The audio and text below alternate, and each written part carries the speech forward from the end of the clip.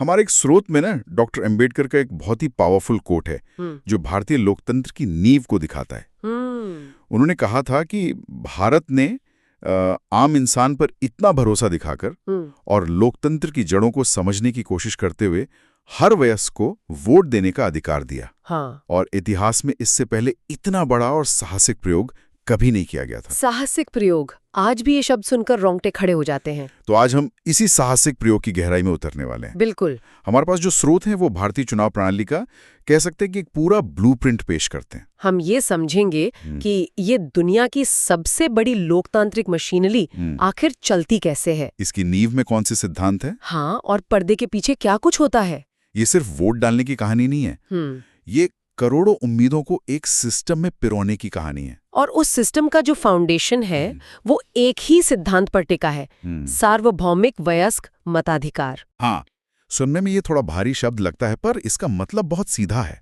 हाँ, देश का हर वयस्क नागरिक, चाहे वो किसी भी जाति, धर्म, लिंग का हो, अमीर हो या गरीब, पढ़ा लिखा हो या न हो, सबको वोट देने का बराबर हक है। बिल्कुल। आपका एक वोट और देश के सबसे अमीर इंसान का एक वोट, दोनों की ताकत एकदम बराबर है। और मजे की बात यह है कि ये हमें आजादी के साथ ही मिल गया। हाँ, इसके लिए इंतजार नहीं करना पड़ा। नहीं, सोचिए जरा, अमेरिका और ब्रिटेन जैसे देशों में महिलाओं को, अश्वेत लोगों को वोट का अधिकार पाने के लिए दशकों तक, सदियों तक संघर्ष करना पड़ा। बिल्कुल सही। और यहाँ भारत ने 1947 में आजाद होते ही एक झटके में अपने हर नागरिक को ये हक दे दिया। ये वाकई में एक क्रांतिकारी कदम था। चलिए इसी को थोड़ा और खोलते हैं। ये जो सबको वोट देने का बराबर हक है, सुनने में तो बहुत अच्छा लगता है, पर असल में ये इतना जरूरी क्यों है? हमारे स्रोतों में एक माइंड मैप है जो इसके महत्व को 4 पॉइंट्स में समझाता है। पहला तो यही कि ये समानता लाता है। जब कोई वोटिंग लाइन में खड़ा होता है तो उसकी पहचान सिर्फ एक होती है, भारत का नागरिक, कोई छोटा बड़ा नहीं। बिल्कुल। और दूसरा पॉइंट है राजनीतिक जागरूकता।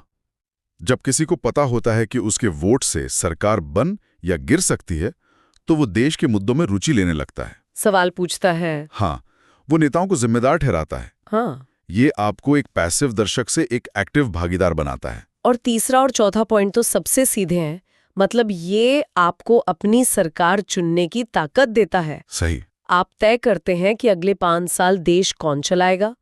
आपकी भागीदारी सिर्फ वोट देने तक नहीं, बल्कि राष्ट्र के भविष्य को दिशा देने तक जाती है। ये बहुत बड़ी शक्ति है। और ये सिर्फ एक नैतिक अधिकार नहीं है, इसका एक मजबूत कानूनी आधार भी है। अच्छा। हमारे संविधान का अनुच्छेद 326 साफ-साफ हर वयस्क नागरिक को यह अधिकार देता है। वैसे यहाँ एक दिलचस्प ऐतिहासिक बदलाव हुआ था। वो क्या? पहले वोट डालने की उम्र 21 साल थी। ओह हाँ, 1988 में 61वें संवैधानिक संशोधन के जरिए इसे घटाकर 18 साल कर दिया गया। इसके पीछे सोच ये थी कि जब 18 साल का युवा देश के भविष्य के लिए कई जिम्मेदारियां उठा सकता है तो उसे अपना नेता चुनने का हक क्यों नहीं होना चाहिए। लेकिन इस हक को इस्तेमाल करने के लिए एक छोटी सी शर्त है ना? आपका नाम वोटर लिस्ट में होना चाहिए। हाँ, ये बहुत जरूरी है। आप 18 के हो गए, आपके पास वोटर आईडी कार्ड भी है, लेकिन अगर चुनाव के दिन मतदाता सूची में आपका नाम नहीं है तो आप वोट नहीं डाल सकते। सही। इसीलिए चुनाव आयोग हमेशा इस बात पर जोर देता है कि अपना नाम लिस्ट में जरूर चेक करें। 98 करोड़ वोटर्स, 2024 के लोकसभा चुनाव का ये आंकड़ा मतलब दुनिया के कई देशों की कुल आबादी से भी ज्यादा है। हाँ बिल्कुल। मुझे तो यकीन ही नहीं होता कि इतने बड़े स्केल पर कोई प्रक्रिया बिना किसी बड़ी गड़बड़ी के पूरी भी हो सकती है। इस पूरे महायज्ञ को संभालता कौन है? ये वाकई में एक मैनेजमेंट मिरेकल है और इसका पूरा श्रेय जाता है भारत निर्वाचन आयोग यानी इलेक्शन कमीशन ऑफ इंडिया या ECI को।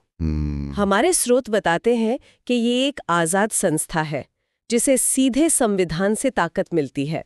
इसकी स्थापना 25 जनवरी 1950 को हुई थी, यानी हमारा गणतंत्र बनने से ठीक एक दिन पहले। बिल्कुल। यही वजह है कि हम हर साल 25 जनवरी को राष्ट्रीय मतदाता दिवस मनाते हैं। एक आजाद संस्था, इसका मतलब क्या है? मतलब सरकार इसे कंट्रोल नहीं कर सकती। बिल्कुल सही, यही इसकी सबसे बड़ी ताकत है।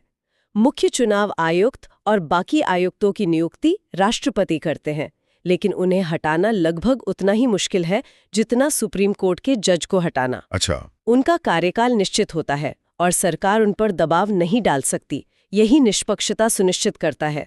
हमारे स्रोतों में एक फ्लोचार्ट है जो इसकी संरचना दिखाता है। हाँ। टॉप पर दिल्ली में ईसीआई, फिर हर राज्य में एक मुख्य निर्वाचन अधिकारी और जमीनी स्तर पर हर जिले में एक जिला निर्वाचन अधिकारी, जो आमतौर पे उस जिले का डीएम या कलेक्टर होता है। हाँ, वही। और इनके काम क्या होते हैं? सिर्फ तारीखें अनाउंस करना? अरे नहीं, वो तो बस शुरुआत है। इनके काम बहुत ज्यादा हैं।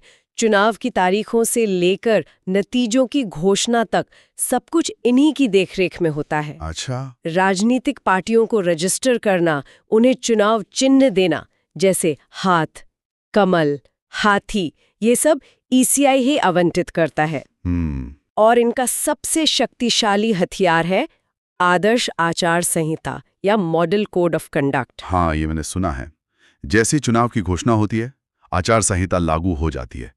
पर ये होता क्या है? ये नियमों का एक सेट है जो सभी पार्टियों और उम्मीदवारों पर लागू होता है।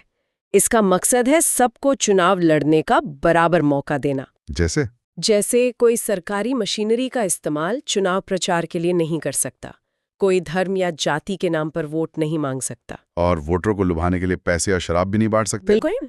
और अगर कोई ऐसा करता है तो ईसीआई के पास उसका चुनाव रद्द करने तक की शक्ति होती है। ये लोकतंत्र को साफ सुथरा रखने का एक बहुत जरूरी टूल है। 98 करोड़ मतदाता, 543 लोकसभा सीटें और इन सब के लिए 10.5 लाख से ज्यादा पोलिंग बूथ। ये आंकड़े तो दिमाग घुमा देते हैं। सच में। इस पूरी प्रक्रिया को अगर किसी को समझाना हो तो कहां से शुरू करेंगे? हमारे स्रोत में एक बहुत अच्छा उदाहरण है, स्कूल में क्लास मॉनिटर का चुनाव। अच्छा। सोचिए, कुछ उम्मीदवार खड़े होते हैं, वो क्लास में बताते हैं कि वो चुने जाने पर क्या क्या करेंगे।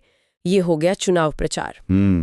फिर एक दिन तय होता है, सब बच्चे पर्ची पर अपनी पसंद के उम्मीदवार का नाम लिखकर एक बॉक्स में डालते हैं। ये हो गया गुप्त मतदान। और आखिर में वोटों की गिनती। हाँ, और आखिर में पर्चियां गिनी जाती हैं और जिसे सबसे ज्यादा वोट मिलते हैं वो जीत जाता है। देश का चुनाव भी बिल्कुल ऐसा ही है, बस स्केल लाखों करोड़ों गुना बड़ा है। मुझे आज भी याद है जब मैंने पहली बार वोट दिया था, उस बूथ के अंदर का माहौल, वो उंगली पर स्याही लगना, एक अलग ही एहसास था। चलिए उस पूरी प्रक्रिया को समझते हैं। जब कोई वोटर दरवाजे के अंदर कदम रखता है तो होता क्या है? जरूर। जब कोई पोलिंग बूथ के अंदर जाता है तो उसकी मुलाकात 3 मुख्य अधिकारियों से होती है। सबसे पहले प्रथम मतदान अधिकारी, वो आपके पहचान पत्र की जांच करेगा और वोटर लिस्ट में आपके नाम को टिक करेगा। ठीक है, पहचान हो गई। फिर आप दूसरे मतदान अधिकारी के पास जाते हैं। वो आपकी उंगली पर अमिट स्याही लगाएगा। ये निशान कि आप वोट डाल चुके हैं। हाँ, ताकि कोई दोबारा वोट न डाल सके।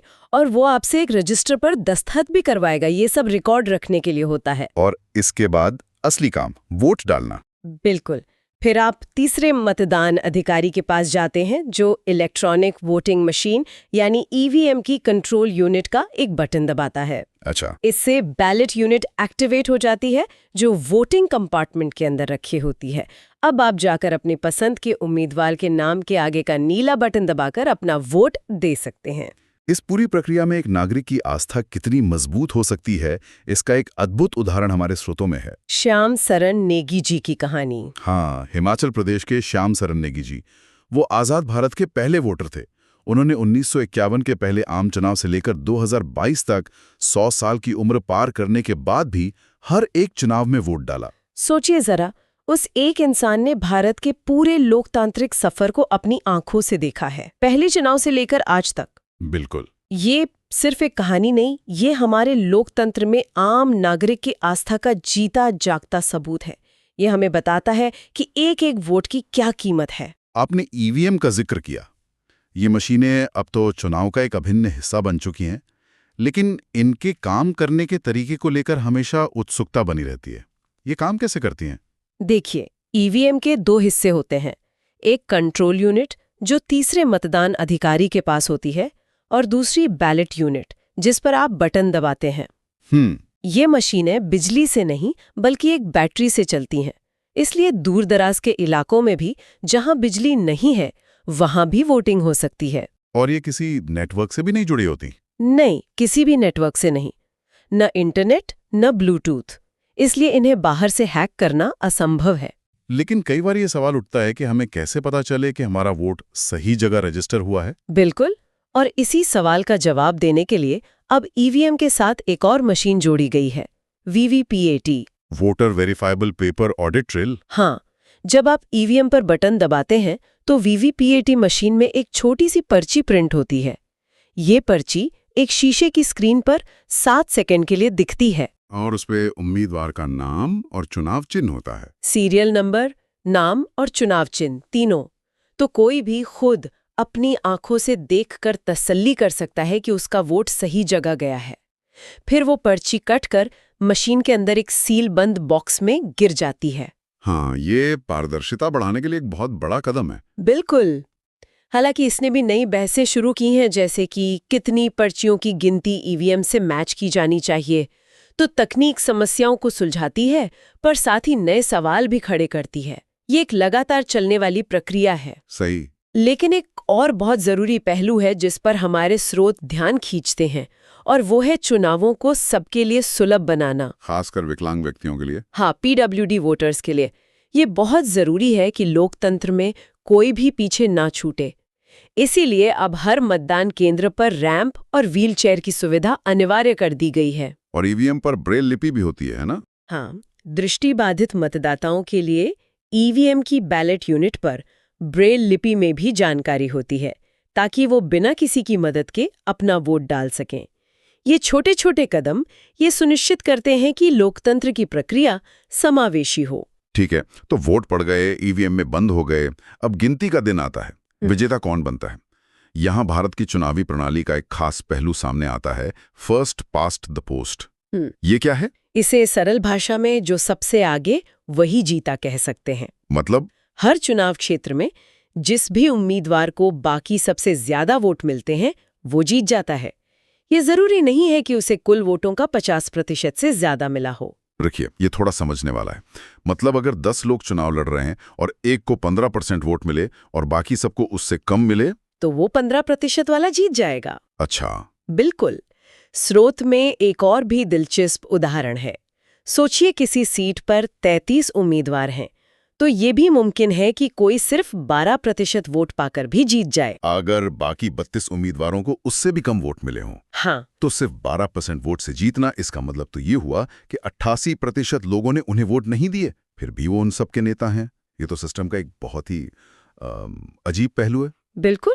और यही एफपीटीपी सिस्टम का सबसे बड़ा डिबेटिंग पॉइंट है। इसके फायदे हैं, ये स्थिरता देता है, एक साफ विजेता मिलता है, सरकार बनाना आसान होता है। लेकिन इसका नुकसान? सबसे बड़ा नुकसान यही है कि ये अक्सर बहुमत की आवाज का सही प्रतिनिधित्व नहीं कर पाता। इसी वजह से कई देश आनुपातिक प्रतिनिधित्व जैसे दूसरे सिस्टम अपनाते हैं। वो ज्यादा जटिल होते हैं पर प्रतिनिधित्व को बेहतर बनाते हैं। और जो लोग इस सिस्टम से जीतकर संसद में पहुंचते हैं उन्हें हम सांसद कहते हैं, है ना? हाँ, जो लोकसभा चुनाव जीतते हैं वो सांसद यानी मेंबर ऑफ पार्लियामेंट या एमपी बनते हैं, और जो राज्यों के विधानसभा चुनाव जीते हैं वो विधायक यानी एमएलए बनते हैं। संसद में भी 2 सदन है, लोकसभा और राज्यसभा। इनमें क्या फर्क है? ये एक बहुत जरूरी अंतर है। लोकसभा को हाउस ऑफ द पीपल यानी जनता का सदन कहते हैं, क्योंकि इसके सदस्यों को देश की जनता सीधे चुनती है। बिल्कुल। इसका कार्यकाल 5 साल का होता है, और अगर सरकार बहुमत खो दे तो ये पहले भी भंग हो सकती है। और राज्यसभा? राज्यसभा को काउंसिल ऑफ स्टेट्स यानी राज्यों की परिषद कहते हैं। ये एक स्थायी सदन है, ये कभी भंग नहीं होता। इसके सदस्यों को सीधे जनता नहीं चुनते? नहीं, उन्हें राज्यों के विधायक चुनते हैं। इसीलिए ये राज्यों के हितों का प्रतिनिधित्व करती है। इसके 1/3 सदस्य हर 2 साल में रिटायर हो जाते हैं और उनकी जगह नए सदस्य आ जाते हैं। तो इसकी बनावट भी अलग होगी? हाँ, राज्यसभा में कुल 245 सदस्य होते हैं। 233 तो राज्यों से चुनकर आते हैं, लेकिन 12 सदस्यों को राष्ट्रपति मनोनीत करते हैं। ओह, ये वो लोग होते हैं जो कला, साहित्य या विज्ञान जैसे क्षेत्रों से आते हैं? हाँ, समाज सेवा जैसे क्षेत्रों की जानी मानी हस्तियां। मकसद ये है कि इन क्षेत्रों का अनुभव और ज्ञान भी देश के कानून बनाने की प्रक्रिया में शामिल हो सके। सही। इसी तरह देश के राष्ट्रपति और उपराष्ट्रपति का चुनाव भी अप्रत्यक्ष होता है।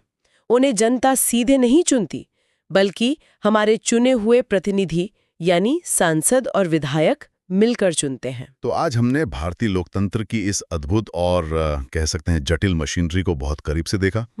ये एक ऐसे सिद्धांत से शुरू होती है जो कहता है कि हर इंसान बराबर है और एक ऐसी विशाल प्रक्रिया तक जाती है जो करोड़ों लोगों को अपनी सरकार चुनने का मौका देती है और अपनी आवाज उठाने का मौका देती है। हमारे स्रोत ये साफ करते हैं कि ये सिर्फ एक प्रशासनिक प्रक्रिया नहीं है, बल्कि ये एक तरह का राष्ट्रीय उत्सव है, लोकतंत्र का पर्व है। बिल्कुल।